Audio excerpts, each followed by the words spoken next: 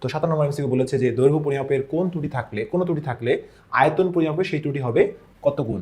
তাহলে দৈর্ঘ্য যদি হয় 1 গুণ, আয়তন হবে 3 গুণ। কেন? আমরা জানি দৈর্ঘ্য প্লাস উচ্চতা 3 গুণ মিলে আয়তন হয়, তাহলে 3 গুণ হবে, আমরা জানি এটা।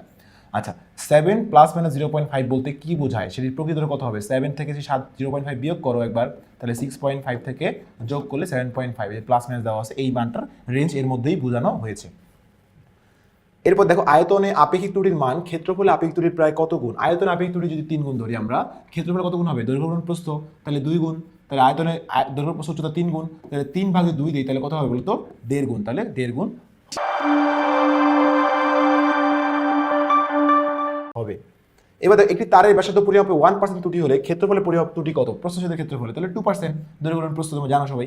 আচ্ছা, তো এখন দেখো একটি স্কেলের সাহায্যে সর্বনিম্ন 1 মিলিমিটার মাপা যায়। যদি কোনো বস্তুর দৈর্ঘ্য 1 মিলিমিটার হয়, তবে পরিমাপের শতকরা আপেক্ষিক ত্রুটি কত হবে? তাহলে দেখো যে যদি আপেক্ষিক ত্রুটি বের করতে বলছে, তাহলে ত্রুটি সবসময় জানি ত্রুটি সর্বনিম্ন 1 মিলিমিটার মাপা যায়, তাহলে ত্রুটি মিলিমিটার স্কেল থাকলে 0.5 বলতো 5 হচ্ছে আমার ত্রুটি, ভাগ পরিমাপকৃত মান কত করেছো? 1 মিলিমিটার ইন্টু 100%, তাহলে কত আসবে?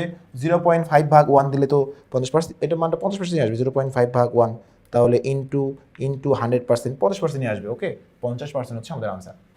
সূত্র ফেলছি আমি যে আপেক্ষিক ত্রুটি ইকুয়ালস টু চূড়ান্ত ত্রুটি ভাগ পরিমাপকৃত মান 1 পেয়েছো। চূড়ান্ত ত্রুটি কিভাবে বুঝলেন? 0.5 মিলিমিটার স্কেল হলে দেয়া না থাকলে 0.5 হচ্ছে আমার চূড়ান্ত ত্রুটি, এটা অলওয়েজ কনস্ট্যান্ট। ওকে, আচ্ছা, এরপর আসো বর্গাকৃতি বইয়ের দৈর্ঘ্য 100 সেন্টিমিটার দেওয়া আছে, আপেক্ষিক ত্রুটি 10% হলে ক্ষেত্রফল নির্ণয় আপেক্ষিক ত্রুটি কত হবে? তাহলে এখানে বর্গাকারটা বই দৈর্ঘ্য দেওয়া আছে 100 সেন্টিমিটার, যার আপেক্ষিক ত্রুটি হচ্ছে 10%। হ্যাঁ, এখন ক্ষেত্রফল আপেক্ষিক ত্রুটি কত হবে? তাহলে যদি আমরা করে দেখি এটা, যে 100 সেন্টিমিটার হচ্ছে একটা বর্গাকার বই, 100 সেন্টিমিটার একটা বর্গাকার বই, ঠিক আছে। এখন তোমাকে আমি একটা কথা বলি, শোনো, তুমি দেখবা। আচ্ছা, ওটা পরে বলতেছি।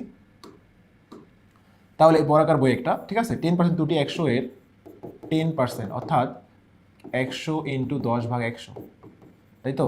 তাহলে হবে কত? 10। তাহলে ত্রুটি হচ্ছে কিন্তু 10 সেন্টিমিটার।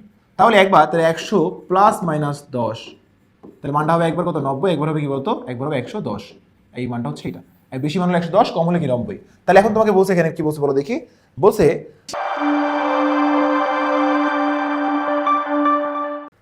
আপেক্ষিক ত্রুটি কত? সবসময় মনে রাখবা যে যে একটু বেশি হয়, দৈর্ঘ্য হইলে যদি 10% হয়, ক্ষেত্রফলে সেটা কি 20% বেশি হবে, 20.5 বা 21%। আয়তনে সেটা কি হবে?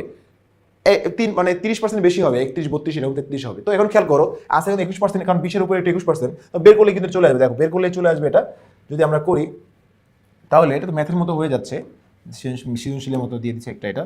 তো এখানে আমরা দেখবো যে 90 এবং 110, তাহলে এখানে হচ্ছে মনে রাখবা, তাহলে হচ্ছে একবার পরিমাপকৃত ক্ষেত্রফল, ঠিক আছে, দেখবো হচ্ছে কত আসবে বলতো? কত আসবে? পরিমাপকৃত ক্ষেত্রফল হচ্ছে এই 100 এস ছিল, এটা হচ্ছে স্কোয়ার, মান আসবে একটা। এবার ত্রুটি কম হলে, ত্রুটি বেশি হলে, তো এটা সৃজনশীলের মতো হয়ে যাচ্ছে। তো এটা আমরা দরকার নেই সৃজনশীল এত বড় করার। তো মনে রাখবা তোমরা যে ক্ষেত্রফলে কি বলতো, যে ওই দৈর্ঘ্য পার্সেন্টের কি বলতো দ্বিগুণে একটু বেশি হবে। তাহলে 10 দুগুণ কি 20, তাহলে 21% হচ্ছে আমরা ধরে নিব 21। আর আয়তন হইতে কি বলতো 31%, 3 গুণ, তাহলে 31 বা 31-এর পাশাপাশি থাকলে ওটা আমরা ধরে নিতাম। ওকে, তাহলে আর ম্যাথটা করতে হবে না। তাহলে অনেক বড় ম্যাথের তোমার। চূড়ান্ত ত্রুটি সমান হলে কোন বইয়ের দৈর্ঘ্য আপেক্ষিক ত্রুটি বেশি হবে? যার দৈর্ঘ্য কি হবে? যদি চূড়ান্ত ত্রুটি সমান, সূত্র ফেলো, আমরা বলছি আপেক্ষিক ত্রুটি ইকুয়ালস টু চূড়ান্ত ত্রুটি ভাগ পরিমাপকৃত মান। তো দেখো চূড়ান্ত ত্রুটি কিন্তু সমান, বলছে কনস্ট্যান্ট, তাহলে পরিমাপকৃত মানের সঙ্গে আপেক্ষিক ত্রুটির সম্পর্ক ব্যস্তানুপাতিক। তাহলে বলছে কার ত্রুটি বেশি হবে? আপেক্ষিক ত্রুটি কার বেশি হবে? ব্যস্তানুপাতিক হলে কি হবে? যার দৈর্ঘ্য কম হবে। ব্যস্তানুপাতিক উল্টা সম্পর্ক। তাহলে আপেক্ষিক ত্রুটি বেশি কখন হবে? যার দৈর্ঘ্য সবচেয়ে কম হবে। তাহলে কম দৈর্ঘ্য কার? এখানে 10 সেন্টিমিটার। আপেক্ষিক ত্রুটি যদি বলা হয় 5% পরিমাপ করে 120 একক হলে চূড়ান্ত ত্রুটি কত হবে? তাহলে 120 একক যদি মান পাওয়া যায়, এর 5% ত্রুটি, তাহলে কত? 120 5% করো, 120 ইন্টু 5 ভাগ 100 দাও, কত আসে দেখো? 6। তাহলে 6 হচ্ছে আমাদের ত্রুটি।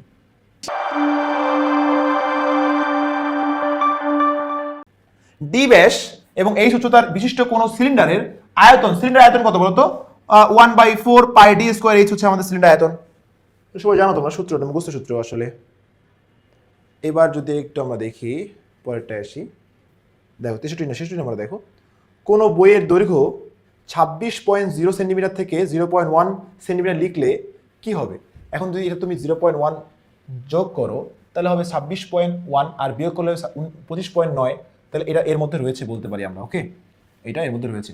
0.1 হলো পরিমাপের অনিশ্চয়তা, ত্রুটি মানেই হচ্ছে অনিশ্চয়তা, ঠিক আছে, তাহলে এটাও ঠিক আছে।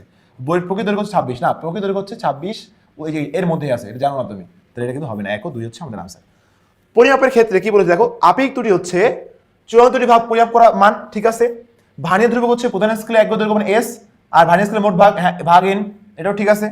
লঘু সীমা হচ্ছে পিচ, না পিচ তো উপরে হবে, নিচে দিয়ে দিচ্ছে, তার মানে এটা ভুল, তাহলে 1 ও 2 হচ্ছে আমাদের সঠিক উত্তর।